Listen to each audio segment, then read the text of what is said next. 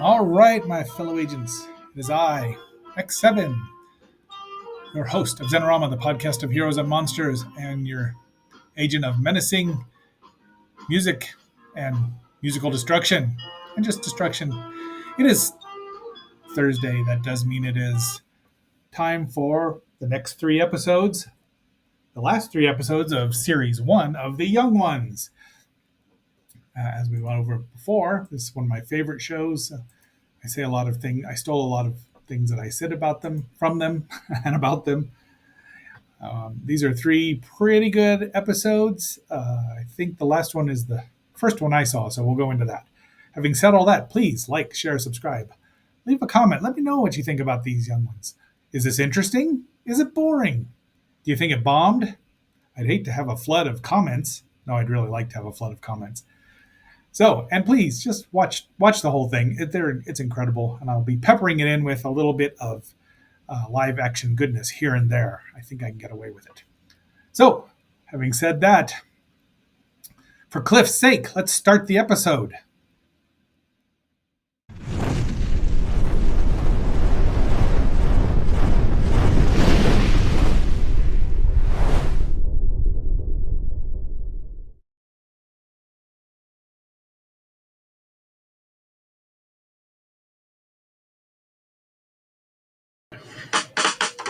Once in every lifetime comes a love like this. Oh, I need you, you need me. Oh, my darling, can't you see? Young ones, darling, we're the young ones. So here we have a bomb being dropped.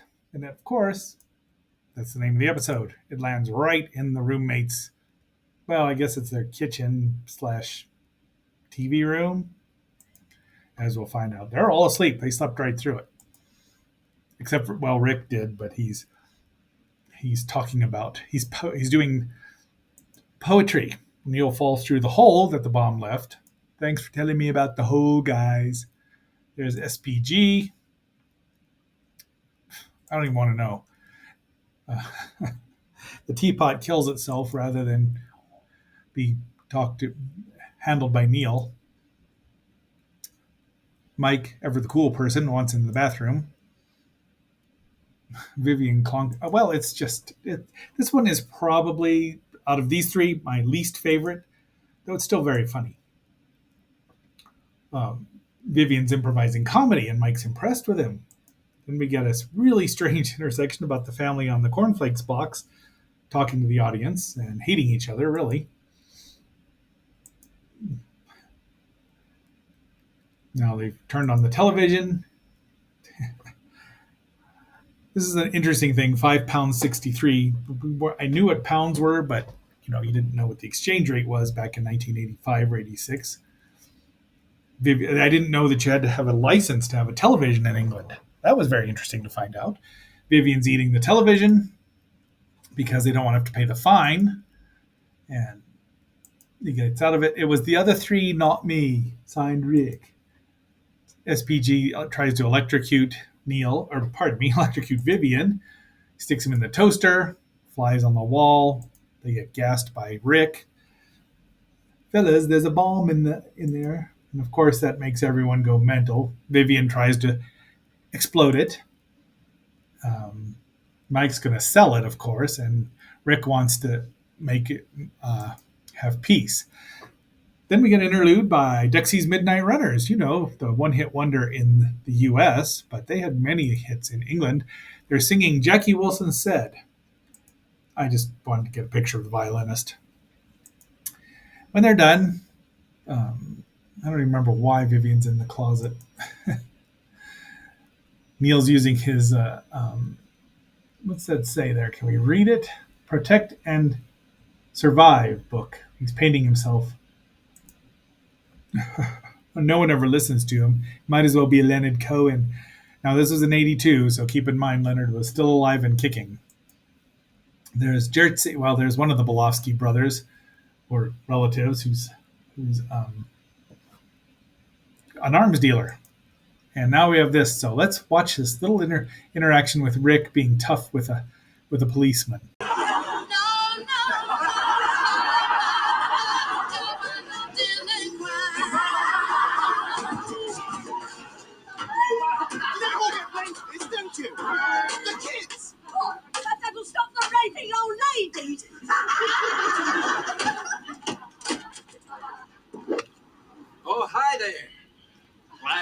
make it. That, of course, is not the V for victory sign, but it also took a minute to figure out what that meant. But we sure used it a lot afterwards. The golfer we just saw in those hideous trousers, flared trousers, I think they were supposed to be Frank and maybe Dino, but it was a funny bit, but I left it out. Rick's upset that he's in the line for the queue to send his demands out. He wants to send a telegram, so he goes to the bank. And she says, I'll take it, but you need to go to the post office. Not exactly sure what. Oh, Mike's got supplies for the arms dealers. And Viv comes in like a wrecking ball. I believe that was a song in the recent past. But he did it first. Young Ones did it first. Young Ones did it. Young Ones did it. Suddenly, the bomb goes off. It starts ticking. I hope this works. There's the fallout shelter that Neo made. They kick him out of it. The bomb breaks open, and a plane flies out. And that's it. So that's how it ends. Cue the final music. Shouldn't be afraid to live, love. There's a song to be sung. Well, that really wasn't what I was going to do. And this is called Interesting, but it is not Interesting Day. So they're preparing, the lads are preparing for a party. That's Mike's television that they break the back off of. And Vivian has souped up the vacuum cleaner. And Mike's just told him that that cleaner is one hell of a sucker. And I don't mean it's easily fooled. I say this a lot. There's Neil's pal Neil, and there's their the inside of the refrigerator. And of course Rick pushes Neil's friend Neil, into there and just leaves him there. And apparently even back in the 80s, people had to be warned not to do. Yeah, it's a bloody stupid thing to do. It was a hippie, wasn't it, Neil? Then a Christian shows up, and she's, as you see, she wallops Rick right in the cojones and tries to make Neil accept Jesus. Mike's dressed as, I think he's supposed to be Adamant, not Michael Jackson. Vivian's potion makes him lose his hair. Now we see the Four Horsemen. I don't know which one's Barry Windham, though. But that's not the Four Horsemen I recognize. They don't even hold up the symbol. God gives Famine a sandwich, and he throws it down, and it kills the Christian, which is kind of funny. Oh, look at the 80s styles. There's Professor Jim Morrison showing up. Yeah, look at that. I kind of miss those 80s look. That 80s look. Vivian's doing push-ups. She's trying to show off to the girls. Rick puts on Dare, or one of the Human League's Dare, which was a smash hit over there and over here with Don't You Want Me. And the pigs bust in and blow it up. I don't know what they made that turntable out of. This is Rick finding out that women's purses should be left alone for the most part. Mike's like, oh, you all haven't started drinking. Some drug use here. Ooh, hey, neat cryogenics. Nice one, Neil. Mike meets Princess Charming. That's probably Cinderella, though. That's Rip, Rig, and Panic, which I've never heard of. I didn't like this song at first when I first heard it, but now I do quite a bit. I don't even remember what. The pub is closed. Everyone's showing up. We've got Skins and Smash the States. One of the Balofsky brothers is around, or family. Neil takes a hit off of something, but you can see there's metalheads behind him. And these two guys are trying to get in, but Neil can't answer him because his mouth's full of reefer. He gets back, and this is where we're going to see the live action bit, because it's very funny, I think. There he goes. Neil floats off.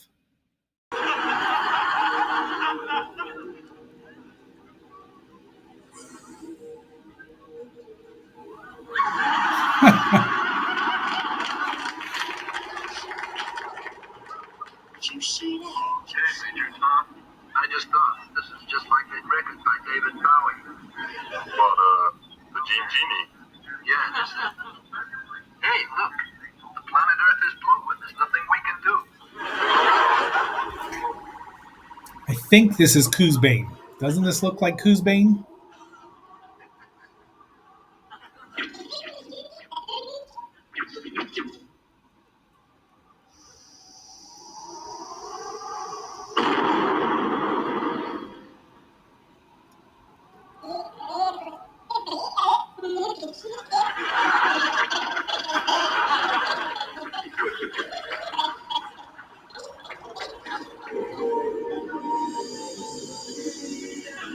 Nice trick, mate. So the two Nimrods pull out a Cockney chimney sweep from the boys' chimney. We never see him light a fire, as far as I remember. You may see it in Series 2. It's midnight, so guess what happens? Well, the princess turns into a pumpkin. This poor Nevish. See? And Mark carves her. You met your match, Mike, and she left you hanging. Santa Claus is there. She calls him a fascist. The skins and the metalheads start beating up the hippies. Then Neil wakes up. Oh, it was only a dream. Oh no, the dream was only a dream. And that's where we end. Okay. Young ones shouldn't be afraid to live, love. There's a song to be sung, 'cause we may not be the young ones very long.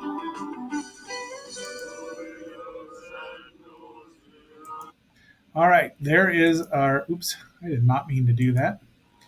I had to go to something. I'm trying to find the best part. Oh, yes, let's just do that one.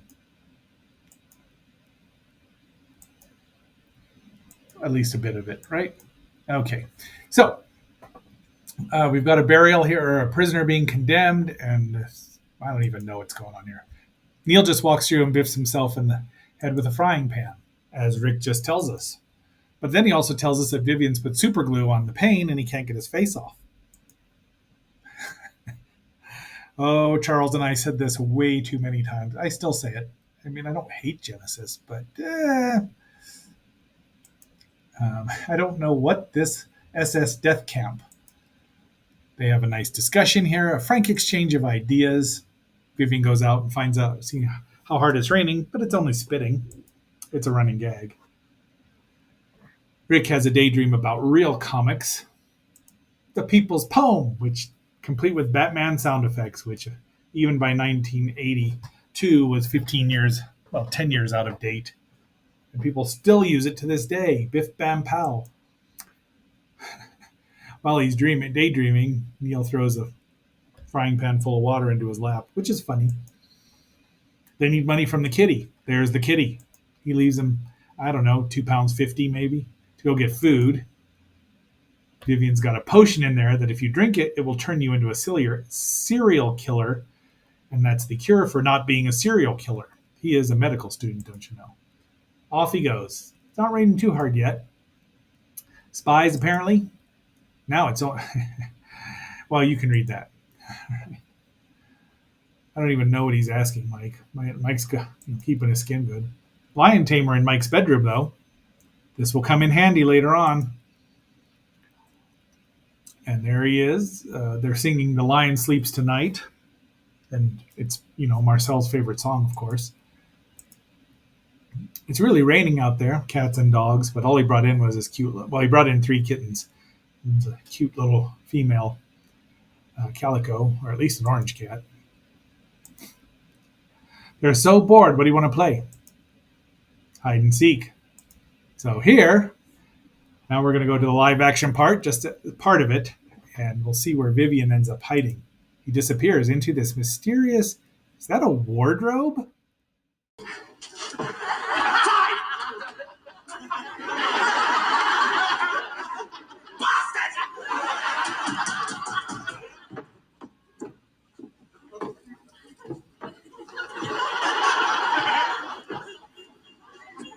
Vivian is in Narnia. That should strike terror into any people who love Narnia. Look, Your Majesty, a young fawn. That's not a fawn. That's a man-child, son of Adam. His presence signals danger. It's the prophecy. Silence. We must question him. Hello, little boy. What's your name? Vivian! What a lovely name. Come, sit next to me, child. Have some Turkish delights. Vivian falls down a tree. He gets out of Narnia a different way. There's a little more to it, but go watch it. This was the first episode I believe I saw on MTV. And I knew that when they referenced Narnia, they actually and did it right. That's exactly what happens to Edmund. Well, whatever the youngest Penzie boy's name was. Yes, I've read the books. Yes, I like the books. Yes, I like the third movie the best. Although I enjoy all the books to a degree, except for the last one. It's a little preachy. Be that as it may, Rick gives up. Neil shows up behind him. And there's Jerzy Belofsky himself, the patriarch. And Coca-Cola, symbol of Free West. I usually add the word decadent Free West in there, but guess who drinks it? And Rick's bedroom's on fire. And he opens the window, and of course there's water everywhere, so it puts the fire out, fortunately. I hate sharks. Vivian still got Rick's pen stuck in the top of his head. And now London's flooded. It's not burning. Sorry, Clash. Jerzy's drinking it, and now he's in Narnia, but he just falls right back into it. He doesn't run into any other characters, not the White Witch or anybody. They're making fun of Malcolm McLaren here, which I'm not particularly against. SPG, they're threatening to eat him. He bites Vivian, of course, and he throws him out in the water. Now they're referencing the shark from Jaws by name. I mean, that wasn't well known back in the day, but somebody knew it.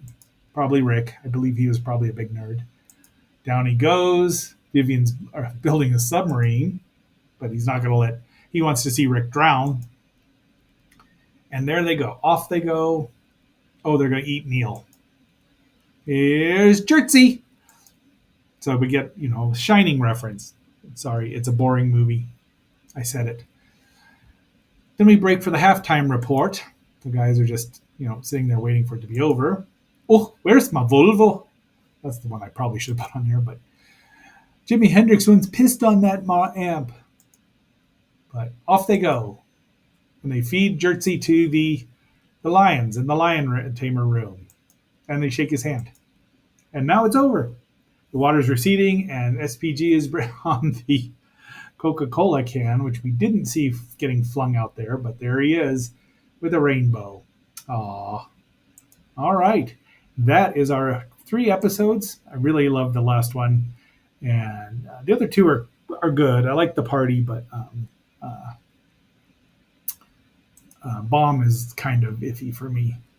So, having said all that, tomorrow we have a wonderful rock and roll movie, or a movie about rock and roll, some kind. So, until our next assignment, this is X7 signing off and phasing out.